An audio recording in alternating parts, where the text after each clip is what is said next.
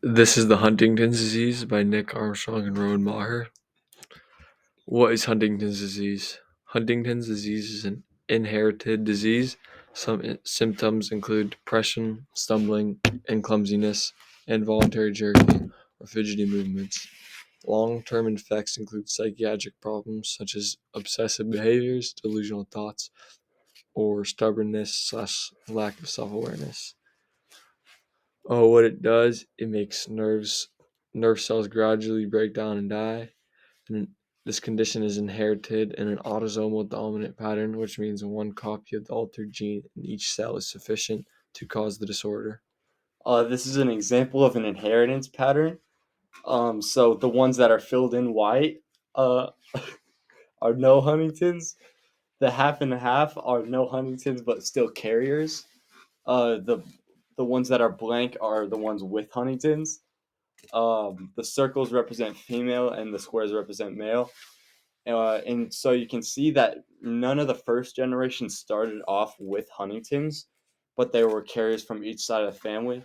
So as it went down generations, eventually there were family members that had Huntington's, which shows that it is an hereditary disease. The symptoms of Huntington's disease typically emerge during middle age and at first often involve subtle changes in personality, cognition, movement. Eventually, these symptoms progress into substantial problems like chorea, which involve uncontrolled spasmodic movements, impaired coordination and balance, muscle rigidity, and a difficulty speaking and or swallowing. Cognitive and psychiatric symptoms like dementia and depression occur as well. This disease is incurable and fatal. These symptoms are associated with the neurodegeneration and deterioration and death of neurons. A group of structures called the basal ganglia are strongly affected, but other regions of the brain experience neurodegeneration as well. The pathology of Huntington's disease can be traced back to a mutation in a single gene called Huntington. The mutation that causes Huntington's disease is a dominant mutation. Therefore, if one parent has the disease, their child has a 50% chance of developing it too. The Huntington gene contains a DNA sequence that consists of three nucleotides: cytosine, adenine, guanine. In repetition, a pattern known as a trinucleotide repeat. When the gene is mutated, an excess number of repeats can occur and a mutated form of Huntington protein is created.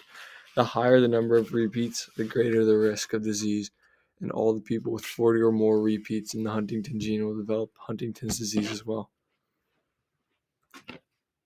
Mutated Huntington proteins have a tendency to group together, forming clusters within neurons that are not easily removed by brain enzymes. It has been hypothesized that these clusters may play a role in the neurodegeneration seen in Huntington's disease, for their accumulation in the brain is associated with increased neurodegeneration.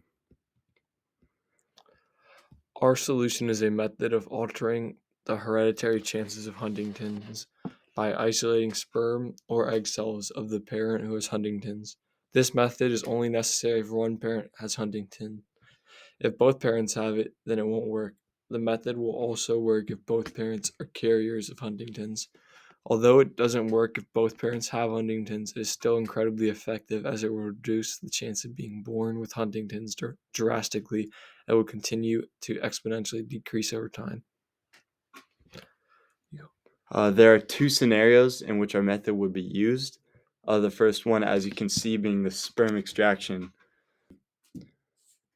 There are two scenarios in which our method would be used, the first one being the sperm extraction.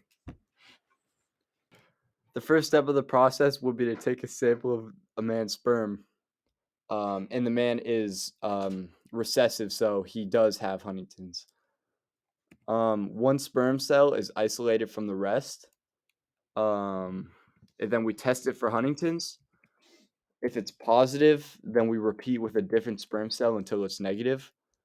Once we have a negative cell, we combine it with the healthy partner's egg and insert it back into the uterus. The extraction and combination process is called in vitro fertilization. Our second method is egg extraction. The steps are very similar to the sperm method, the main difference being there's only one egg to test per month. The egg is tested for Huntington's, and if positive, the patient would have to wait another month and try again to see if the egg is negative. Once the negative egg is found, it is combined with the healthy partner's sperm cell and inserted back into the uterus. Thanks for listening.